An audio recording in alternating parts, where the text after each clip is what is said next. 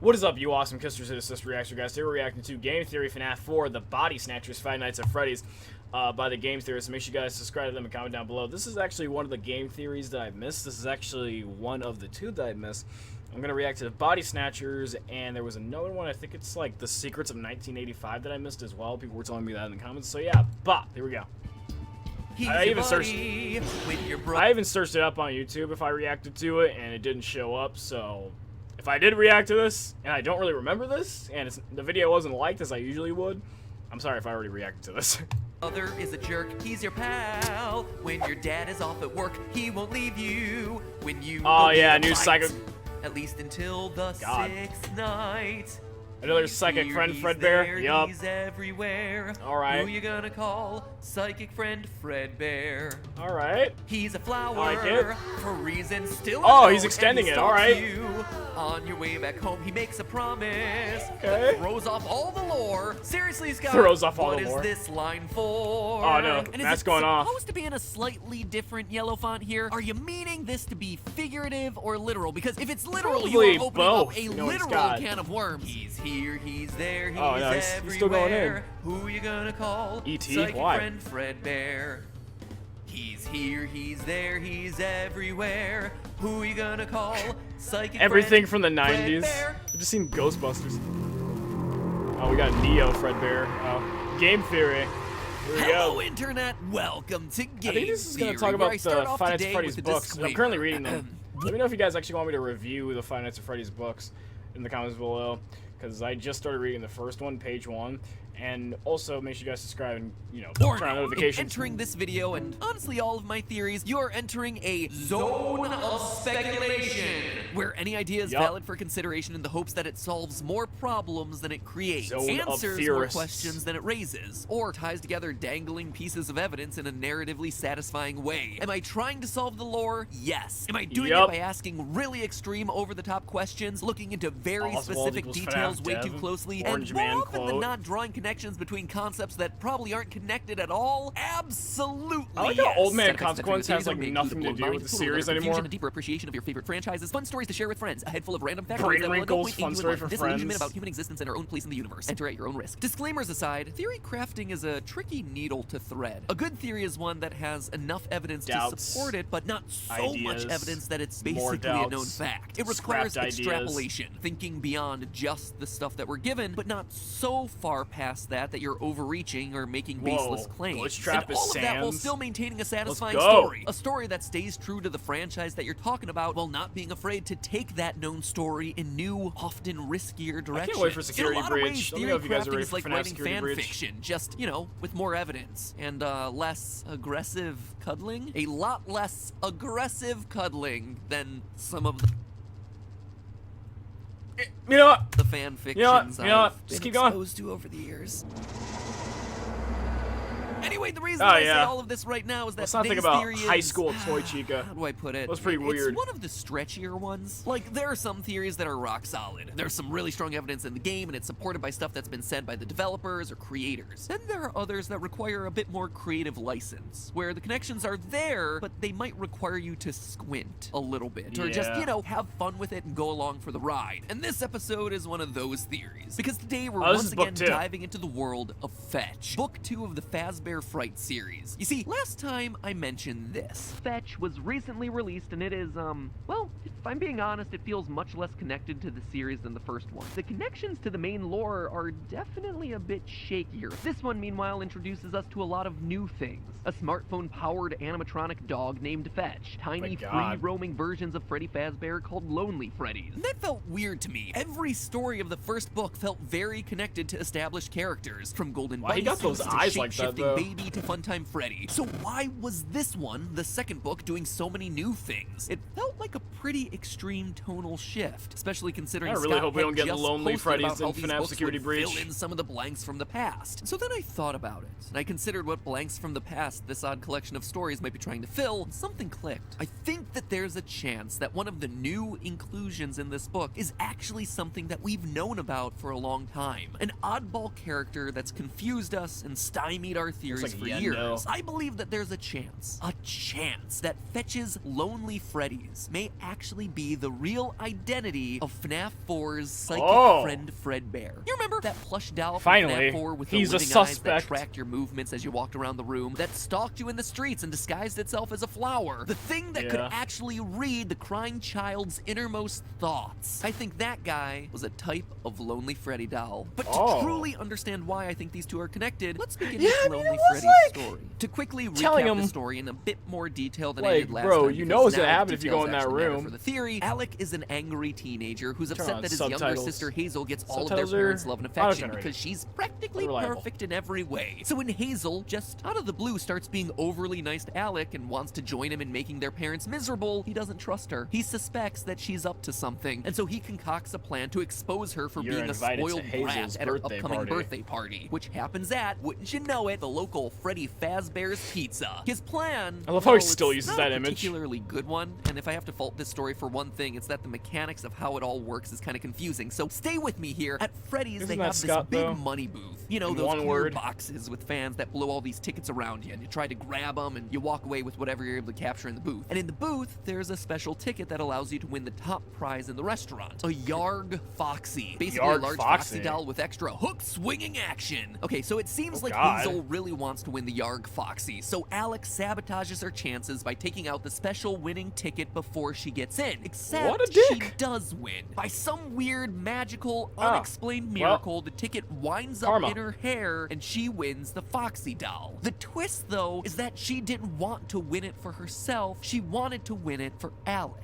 You see, Alex secretly loves Freddy's Pizzeria, but he never gets to have his birthday there. And of all the characters, he loves Foxy the most, even pretending to be Yarg Foxy around the house when no one's looking. But when Hazel tries to give it to him as a sign of friendship, as a way to try and finally make him happy, all it does is infuriate him. Once more bested by his perfect sister, Alec loses it, he rips the Foxy doll and runs off to the storage room crying. Once there, he meets a Lonely Freddy doll, a small, free-roaming version of everyone's favorite bear. The bear hypnotizes him and then body swaps with him, leaving Alec's consciousness trapped forever in the doll's body, your mind, body, and soul. Roams free, unbeknownst to his family. So forgive me the detailed plot description, but I needed to get all that in because Alec's story, strangely enough, closely matches what we see happening in FNAF 4's Crying Child. Now, I don't think Alec is the Crying Child by any means. There are just way too many differences here, but I did want to call out how similar these two stories are because the parallels seem intentional. They seem to be inviting us to compare these two stories. So let's do exactly that. Just like in FNAF 4, there's a countdown to a birthday party happening at Freddy's at the end of the week. Though in this case, it's a sister's party and not his. Speaking of the sister, Alex's younger sister Hazel is described as being cute and perfect, with a lot of emphasis being placed on her green eyes and her curly yellow hair. An important physical description. So that's why he used it. It wasn't random. The girl who would go on to possess Baby and who we assume is Crying Child's sister and owner of this room in FNAF 4 is also blonde with green eyes. In fact, eye color is brought up a lot, an unusual amount throughout the Lonely Freddy story. Quotes like this: Alec had never noticed the bear's eyes before. Had they always been that blue? And again, its eyes were as blue and deep as an ocean trench. Over 13 times are eyes in this story qualified by their color, which is worth noting considering that a lot of the other short stories thus far in Fazbear Frights have had themselves pretty sparse character descriptions. But this one, for some reason, really chooses to emphasize the fact that Alec and Hazel have green eyes and that Lonely Freddy has blue eyes, which, if you have an obsessive level of knowledge of the series, should ring a few alarm bells. In Sister Location, eye color was a huge deal. Yeah, because they put the eyes on Ennard. About it back when Sister Location came out. Why I say where Ennard like that? Animatronic had blue eyes until she scooped Elizabeth and her eyes turned green. And here we have something very similar happening.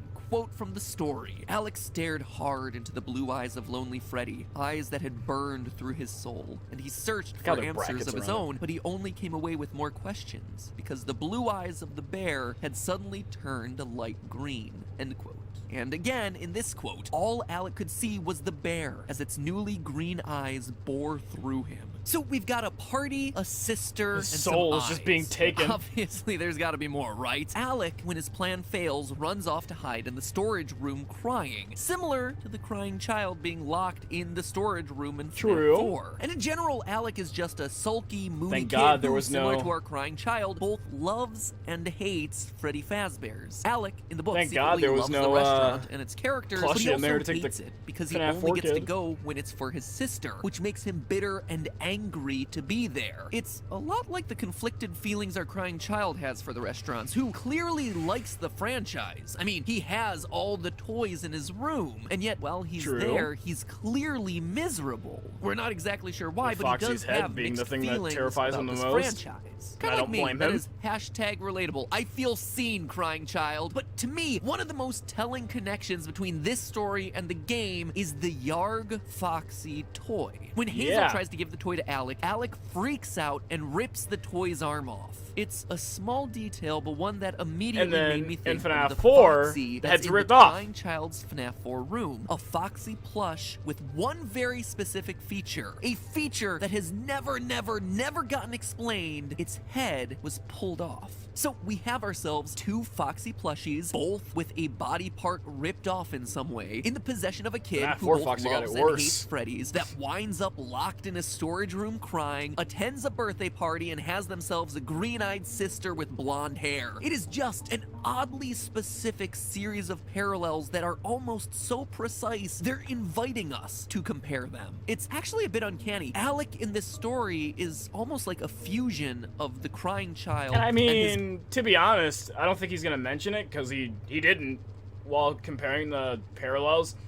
I mean, Alec had an interaction with a variation of Freddy, and the crying child definitely had a variation of Freddy mess with him and give him nightmares for an infinite amount of nights. brother. You see, crying child for all the reasons that we just talked about, but also the older brother because, well, he's a mean older brother to his sister, and his favorite character is Foxy, so much so that he pretends to be Foxy around the house. Just Oh, wait, like what? we see the older brother doing to I really gotta read torment these books. the crying child in FNAF 4. Again, it's not exactly the same. There are plenty of differences between these two scenarios, but there are a lot of parallel details, almost like alternate universe versions of roughly the same series of events. So what does any of this have to do with it a Psychic Friend Minecraft Fredbear? room? Well, I believe that all of these parallels with FNAF 4 are intentional. They're drawing lines between the two stories, I inviting mean, look us at to the... And also, I mean, just look at how the dog looks, like the fangs, and then you got FNAF 4 Freddy with his fangs as well. Hell, even the eye colors are kind of the same as well.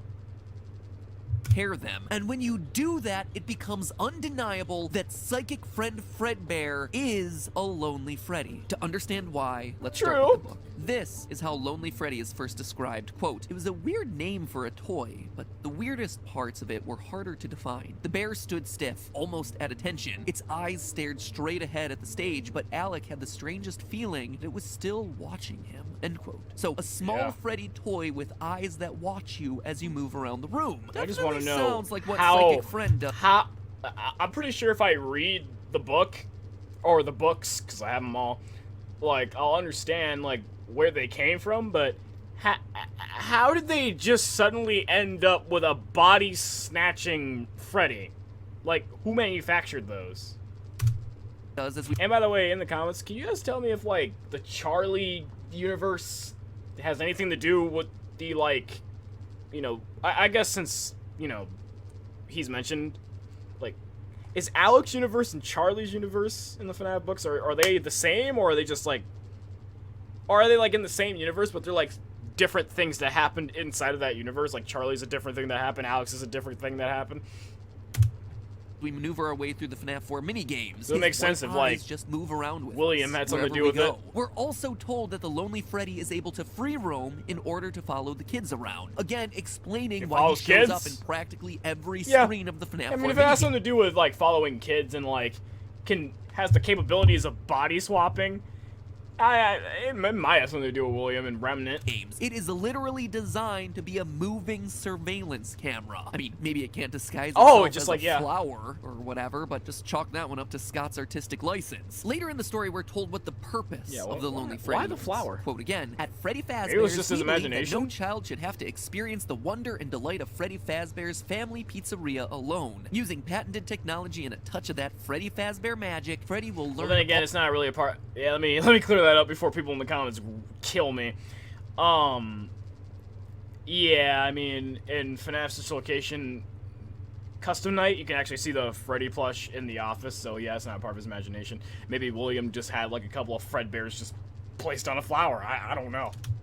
All about your child's favorite things, just like a true friend. Aunt Gigi leaned close to their mom. Is it just me, or does Lonely Freddy sound like the cure for the unwanted kid? It's a mechanical last resort, as in no one wants to play with this kid, so here's a machine that'll do it instead, end quote. This is a device specifically designed to become a friend to sad and lonely children. Children just like FNAF 4's crying child. Children just like Alec. And in a line, again drawing parallels between the two stories, we get ourselves this, quote, if there was ever a kid who would have been foisted onto a Lonely Freddy at a birthday party, it would have been Alec. Now, this is important. One of the strangest things about Psychic Friend Fredbear in the game was his knowledge of crying child's innermost thoughts, saying things like, remember what you saw, and he hates you. It's the whole reason I started calling him Psychic Friend Fredbear in the first place. The boy's knowledge of what was going on inside the boy's head was just uncanny. Just one of the many strange things about this character. One of the many strange things about this character that gets an explanation via Lonely Freddy's behavior in the story. The bear approaches Alec in the storage room and starts asking questions. Questions that start to turn serious. Quote from the book, I've been waiting for you, friend, the bear said. We should be best friends. It's a stuffed animal, Alec told himself. It's a stuffed toy. What's your favorite color?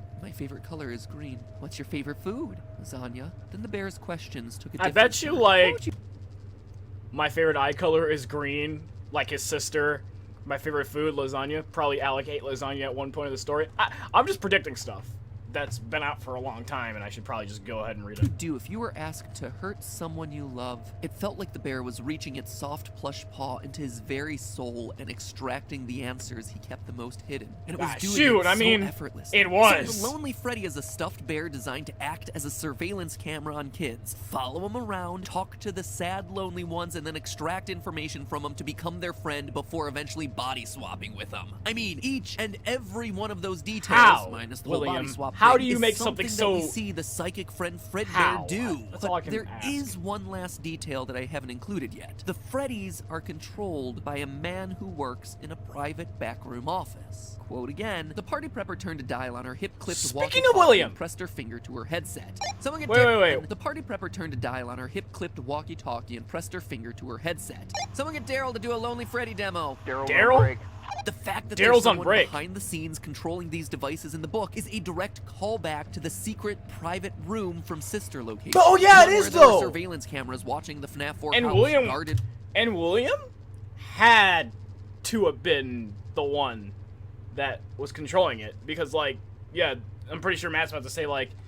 By the that's his kid's room. It was in that room that we saw a Psychic Friend Fredbear for the first and only time in a non-8-bit. Like the plushie's like existing in the kid's room. It's watching the kid.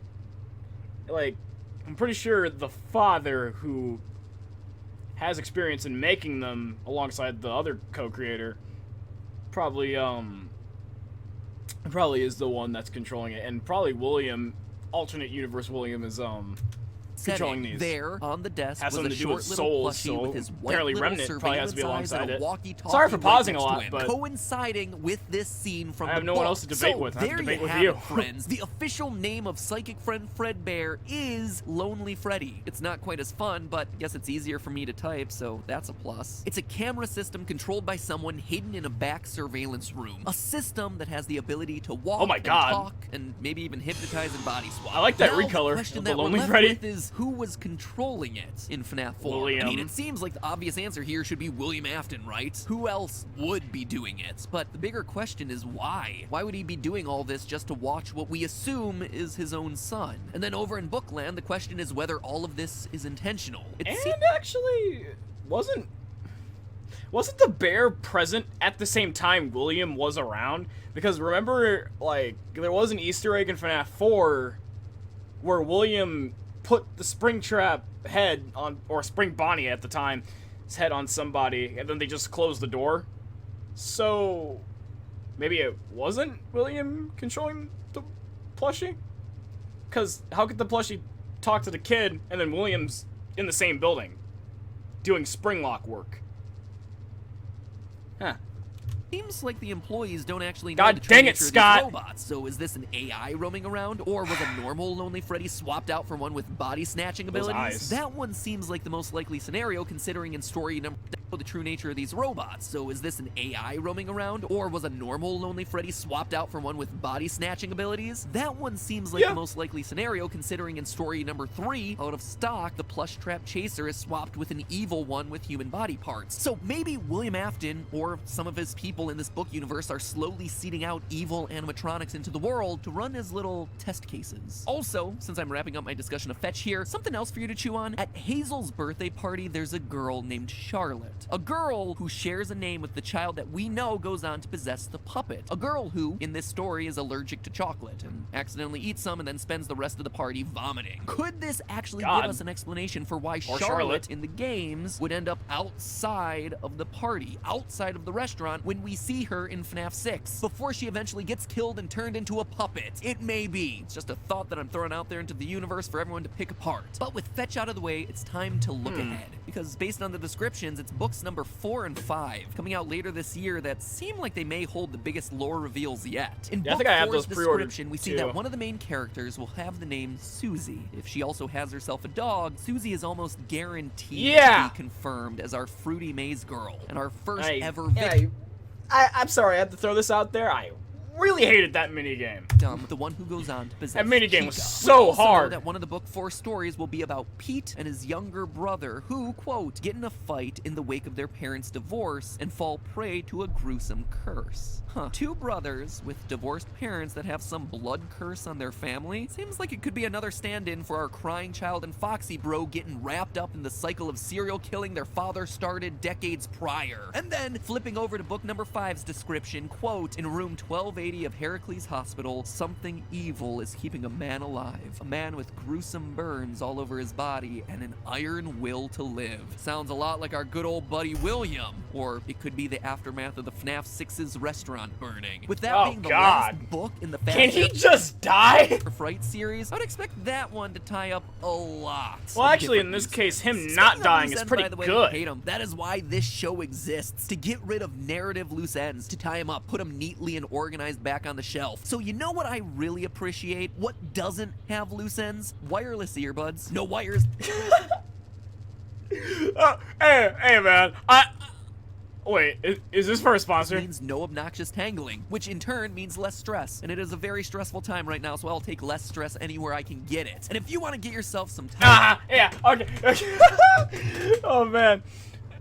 You just gotta love how he just put that right into play. I'm sorry, but that was clever. That was clever. I might just go buy some just because... just because of how clever that was. Oh, man, I know this sponsor came out back in April 2020, and his sponsor link might not even be valid anymore, but shoot.